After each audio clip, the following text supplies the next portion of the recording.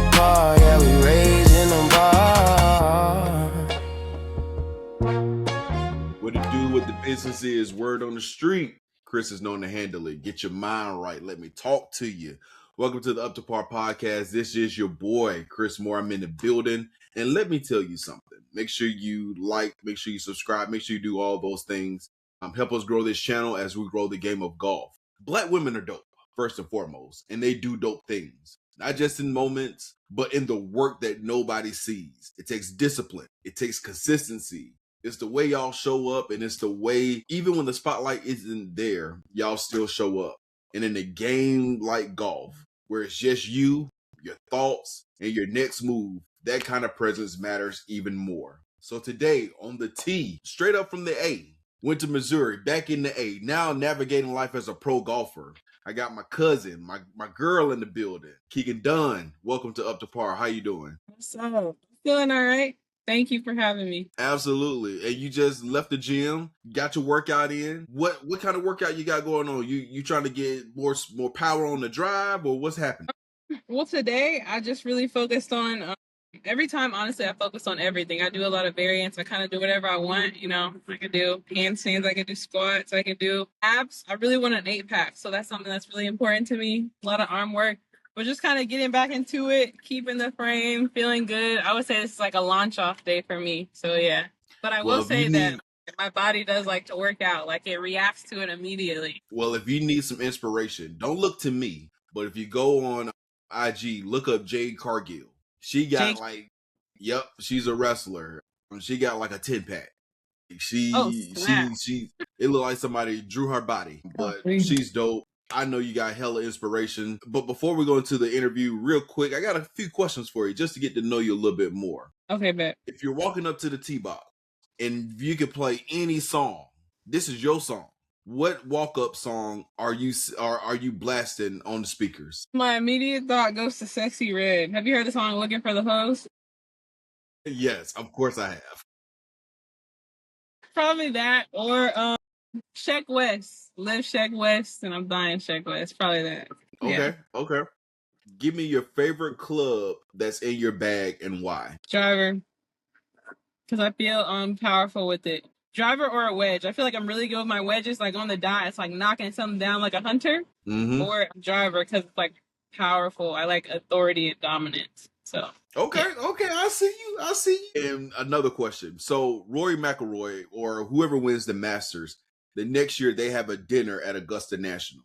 Now, if you were the person having that dinner at Augusta National, what you got on the menu? What we eating? Steak and frites with what's that? Chimichurri, scallops, raw oysters, calamari, nachos, a lot of fresh fruit, probably from like Indonesia. We're gonna have some imported fruit, maybe some fresh lime juice, a little frozen. But yeah, a lot of meat. So you a vibe. That's what I'm hearing. Yeah, I'm a vibe. I love it.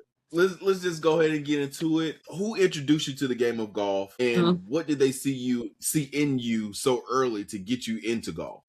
My dad introduced me to the game of golf. So when I was like 4, my brother has this thing called it's like a congenital heart disease, or he had it. And so when he was born, my dad knew that he wasn't going to be able to play any other sports, or that's what the doctors told him. So my dad just didn't want him to feel like he couldn't do anything like, football or, what the other guys normally play. So he started him out in golf. And when he was going to take my brother to the range when he was like 6, I wanted to go. Like, of course, like I wanted to tag along. He wasn't really worried about me. So, he kind of like put me to the side and was focused on like training my brother. But, I went and I did my thing. And when I was doing my thing and he was focused on him, everybody was noticing me, So as people are walking by, he's trying to focus on my brother, but everybody's noticing me, like saying how good I am and like, look at that girl. And I just stood out. So I stood out, and then he said that, this is what he said. He said that God told him that this is exactly what I'm supposed to do.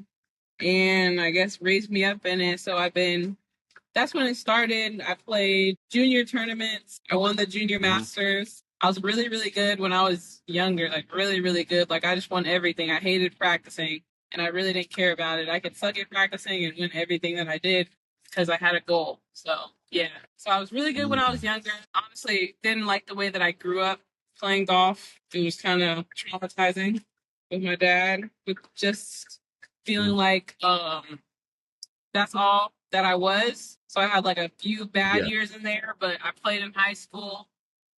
And then I committed to South Carolina and then decommitted from there, committed to the University of Missouri. I went pro in 2022, played for a year and then stopped. Man. And then begun again. And you're not supposed to stop. You're supposed to keep on going. Let me rewind a little bit because you said something that kind of registered with me. You said that it was that God basically said that this is something that she's supposed to do. That's what he said to your dad. But when did golf become something when did that feeling come for you? That golf is something that you're supposed to do on your journey. So I'm at a different point now. So in terms of how it resonates with me, I feel like I'm like a winner inside. So I just feel like things are inevitable for me. Any goal that I could ever have with golf, I've already like visualized it, or I just know it very deeply inside of myself. What's something that people get wrong about women's golf? Golf. Let me Or see. golf in What's particular? golf in particular? I think this is what I can speak to myself. Here's what people get wrong about me in connection to golf.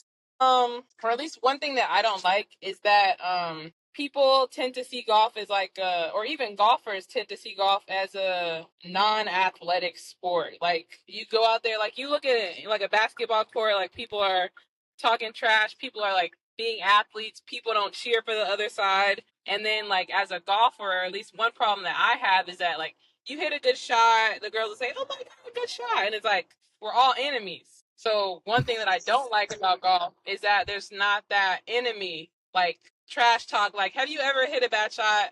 Like, I have never been in a tournament where I hit a bad shot and other girls like, yeah, like you, like, come on.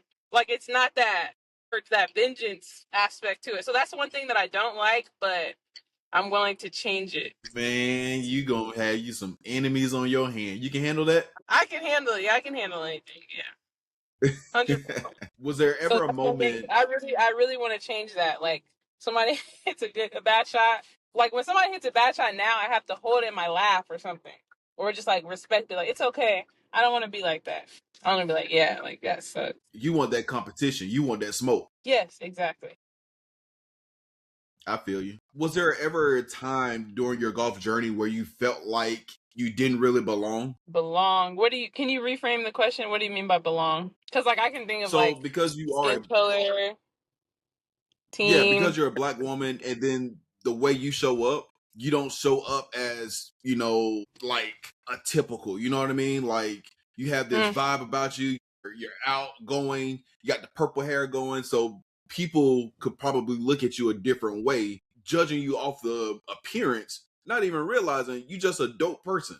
Well, yeah, I think the way that I would say that is I feel different all the time in any different scenario. It could be, I can feel different because it's like a white girl team. I can feel different at the Sapphire Tour just because I'm me. But I think it's just a matter of being separated. So I think I've always felt that, or very individualistic, individualized. So I have a lot of stories with that, good and bad, but I think I've gotten used to it, being myself. I love it.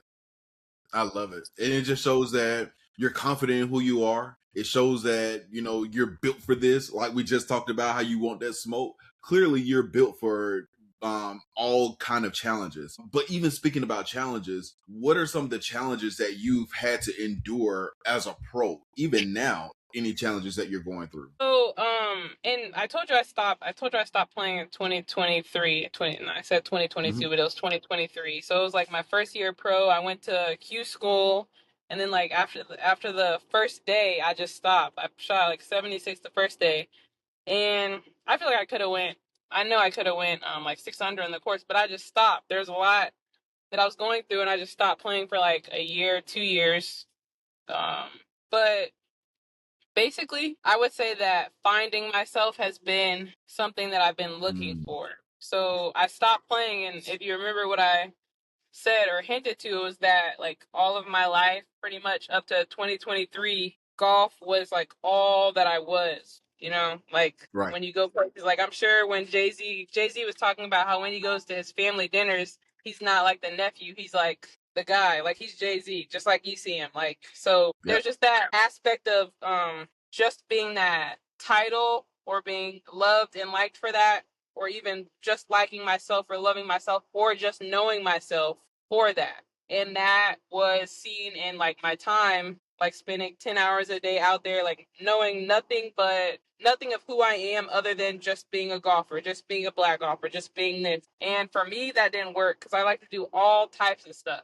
So even now, like, I'm literally, I don't even know if the word is figuring out, but I'm literally figuring it out.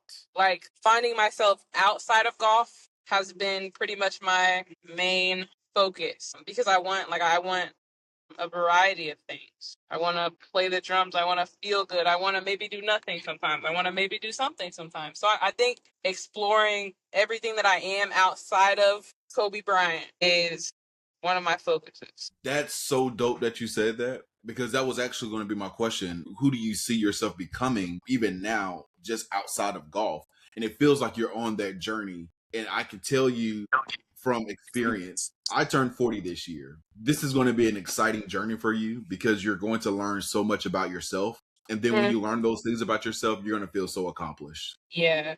You know what? And I think it's really beautiful that you said that, because I was questioning, or I've been questioning, what would make me feel good? Like, when would I feel like accomplished? Like, I pictured myself at the beach, and then I was like, if I was without golf, would I feel accomplished? And I picture myself parachuting, and then I picture myself even like winning.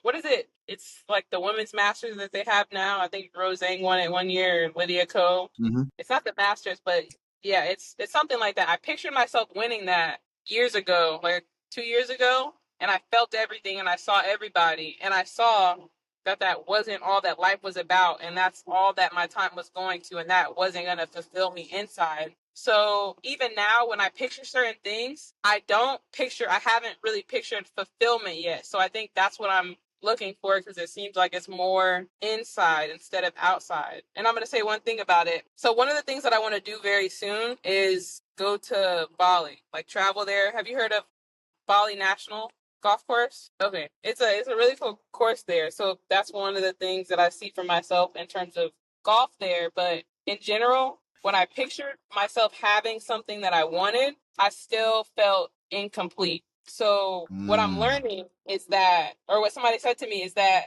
like, you get completion here and you bring it there. Or you bring like the same incompletion that you feel here with you when you go. You know, it's not just about environment, it's about whatever's within. So I really want to feel fulfillment inside. So I'm kind of allowing anything from myself. Oh yeah, you're definitely on the right path. So even with Thank that you. being said, you have a vision for yourself. What do you see yourself in the next 3 to 5 years, if that's even a thing? Because I know some people, you'll ask them like, at the beginning of the year, what's your New Year's resolution? And people are like, I'm really just trying to figure out life. So I definitely want to give you that freedom. So where do you see yourself in 3 to 5 years from now?